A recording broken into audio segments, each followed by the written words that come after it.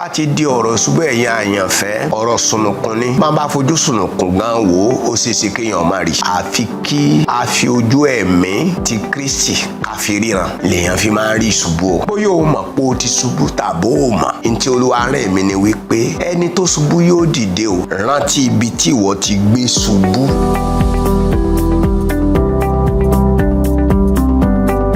ní forúkọ rẹ o ayérayé wá finú rẹ hàn wá fòye yé wa o wá náwó agbára o wá fìdí ọ̀rọ̀ rẹ múlẹ̀ nínú ayé àwọn àyànfẹ́ jẹ́ kí ìdáǹdè àti ìwòsàn pẹ̀lú ìmúpadàbọ̀sípò kó jẹ́ ẹ̀bùn orí ọ̀fẹ́ nípa agbára rẹ sínú ayé àwọn ènìyàn rẹ àdúpẹ́ torí pé o ti gbọ́ o Jésù Kristi Olúwa wa àmín.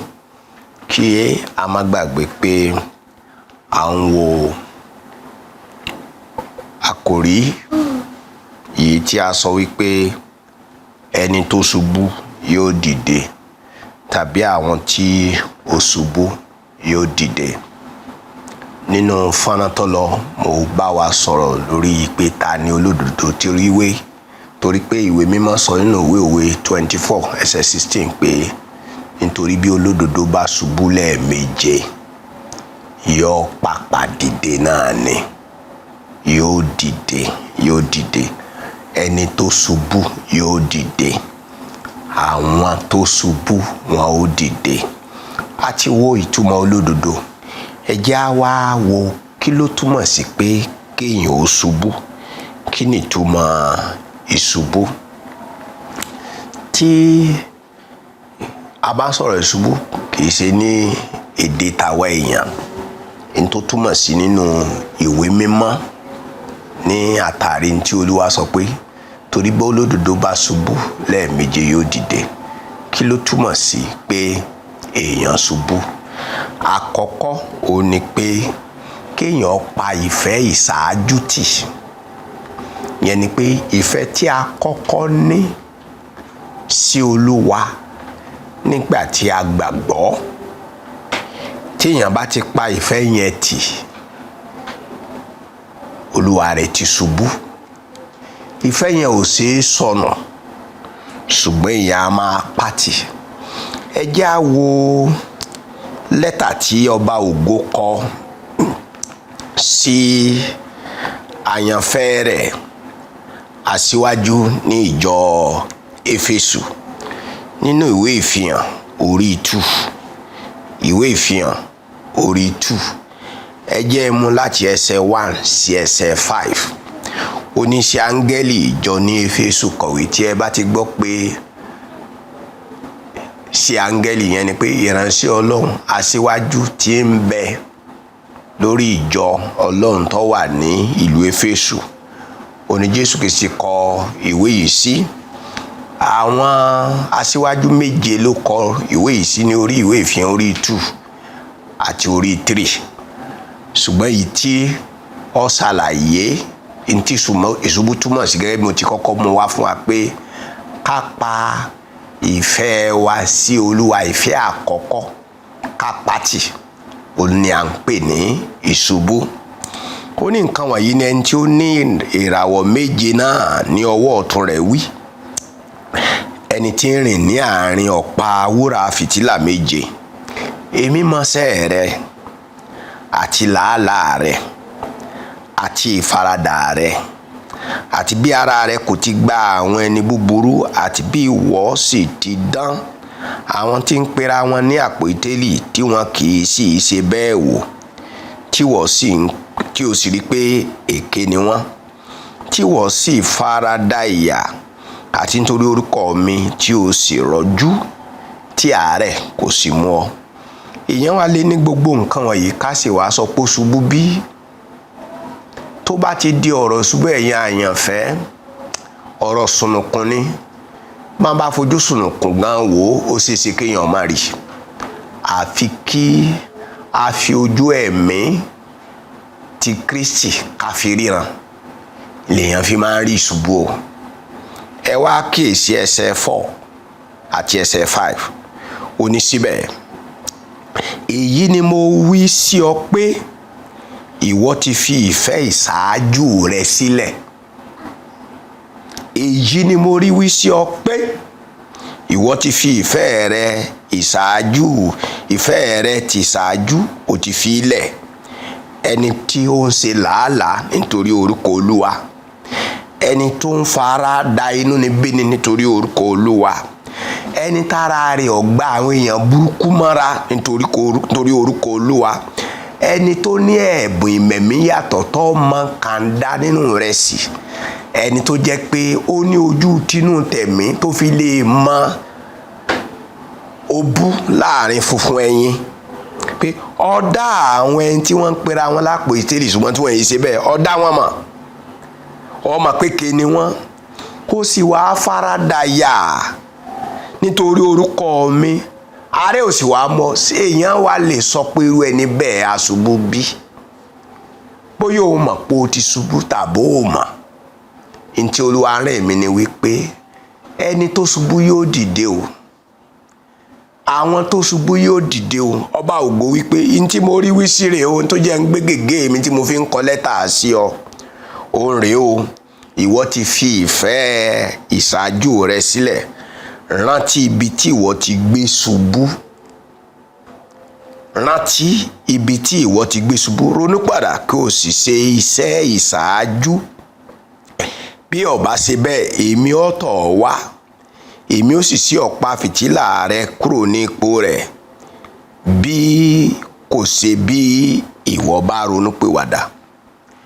Ìtumọ̀ àkọ́kọ́ tí mo fún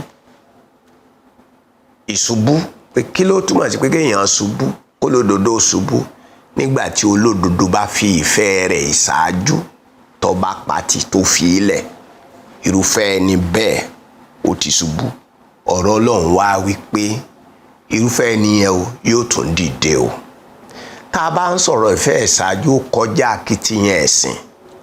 Ìfẹ́ ìṣáájú, Jésù sọ pé ẹni bá fẹ́ràn mi, kí la fi mọ̀ pé mo fẹ́ràn Jésù? Jésù rẹ̀ bá fẹ́ràn òun yóò gbọ́ràn. Ìgbọ́ràn ni Jésù ó fi mọ̀ pé a nífẹ̀ẹ́ o. Pé Olúwa ní ìwọ ọkùnrin ó ti fi ìfẹ́ ìṣáájú sílẹ̀ o. Ìwọ obìnrin ó ti fi ìfẹ́ ìṣáájú sílẹ̀ o.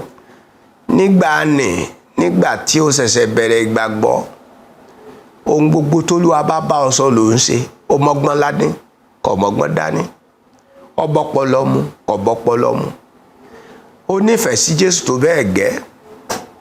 Ìfẹ́ Jésù gbóná nú ọkàn rẹ pé o fẹ́ràn Jésù ju bàbá rẹ lọ. O fẹ́ràn rẹ̀ ju ìyá rẹ lọ. O fẹ́ràn rẹ̀ ju olólùfẹ́ rẹ lọ. O fẹ́ràn rẹ̀ ju ará àti ọ̀rẹ́ lọ. O fẹ́ràn rẹ̀ ju àwọn ọmọ tó bí lọ. O fẹ́ràn rẹ̀ ju àwọn arákùnrin àtàrábìnrin rẹ lọ. O fẹ́ràn Jésù Kristi ní àtìtìkọ́ṣe ju gbogbo bí o ti fẹ́ràn ẹni. O fẹ́ràn Jésù ju ìwọ ti ka lára rẹ lọ. Olúwa sọ pé ìfẹ́ ìṣáájú yẹn òun ò rí mọ́. Ìgbọ́ràn yẹn mi ò rí mọ́. Kí ni à ń pè ní ìṣubú? Ìkejì ni pé kéèyàn ó ṣubú kò ní orí ọ̀fẹ́. Orí ọ̀fẹ́ tí a fi dá láre, kó wá máa wá ìdáláre kiri nípa iṣẹ́ ṣíṣe. Ìyẹn ni alàgbà Pọ́ọ̀lù bá àwọn ará Gálátíà wí sí ní Gálátíà orí 5 ní ẹsẹ̀ 4. Gálátíà orí 5 ẹsẹ̀ 4.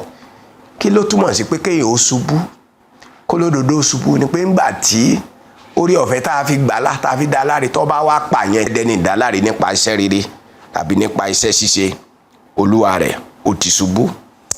Gálátíà orí 5 ẹsẹ̀ 4. A ti yà yín kúrò lọ́dọ̀ Kristi.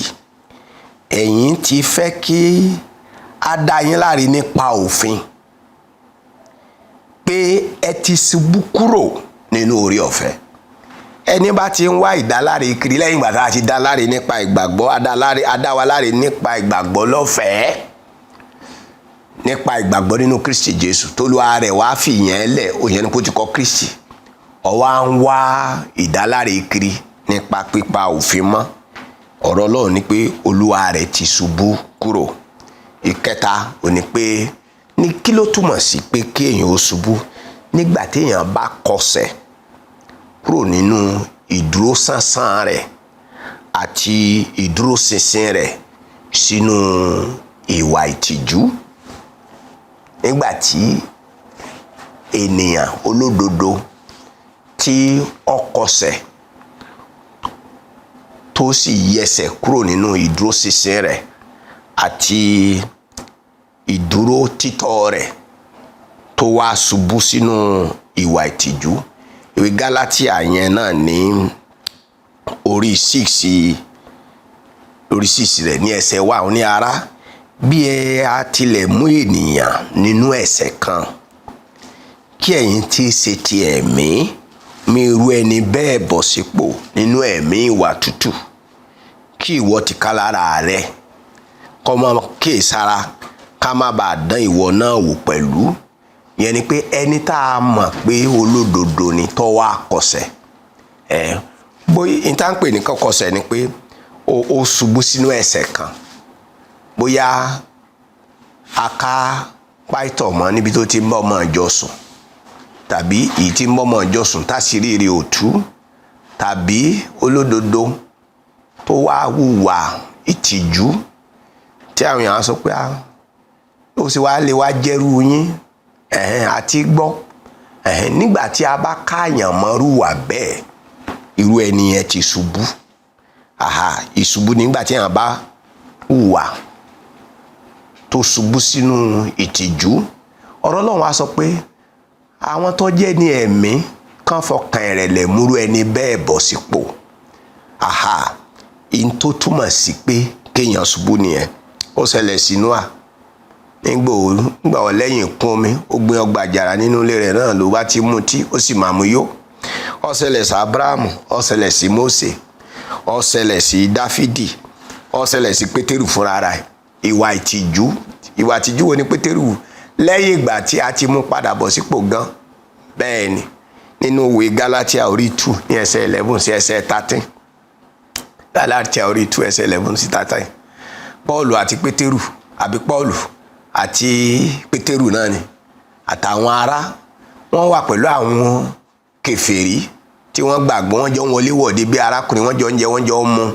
Kò sí ẹlẹ́yàmẹ̀yà láàrin wọn. Bí àwọn ọmọ ìyá Pétérù ti wá dé nínú tán jẹ́ ọmọ Júù, àwọn Júù èyí sì bá kèfèrí ṣe. Àwọn tó gbàgbọ́ lára tó gba tán ti gba èrè láàrin wọn gan. Yóò sì wá rí pé àwọn ará bí ló dé, wọ́n sì mọ̀ pé ìbá kèfèrí ṣe. Òun náà wá tún fà sẹ́yìn. Paul wá ní, bàbá, èyí ọ̀dà, ìwà wo lẹ̀ ń wí? Àwọn tẹ́ wá ń wù sí, àwọn tẹ́ jọ ń tọwọ́ bọwọ́ tẹ́lẹ̀, àwọn mọ̀lẹ́bí yín wá dé, ẹ wá sá sẹ́yìn fún wọn.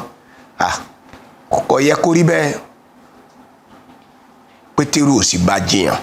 Ìyẹn ni wípé nígbà tí ènìyàn tí ó bá yẹsẹ̀ kúrò nínú ìwà òdodo àti nínú ìdúróṣinṣin rẹ̀ tó wá ṣubú sínú ìwà ìtìjú, Kọ́ríńtì kìíní orí 15 ẹsẹ̀ 33, ó ní ẹgbẹ́ búburú ó máa ń ba ìwà rere jẹ́.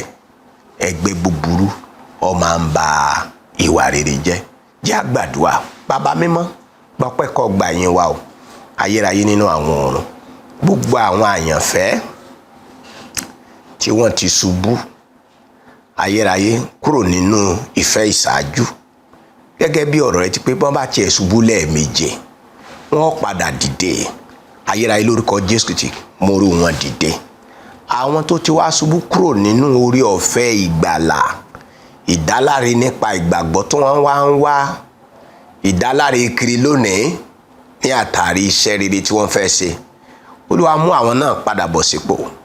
Àwọn tó ti wá ṣubú láàrin wa sínú ìwà ìtìjú, ọba ayérayé, lórúkọ Jésù Kristi ti Násárẹ́tì, a pàṣẹ gẹ́gẹ́ bí ọ̀rọ̀ rẹ, a sì kéde pé ọ̀rọ̀ Ọlọ́run yìí pé bí wọ́n ṣubú lẹ́ẹ̀méje olódodo ni wọ́n ó tún padà dìde.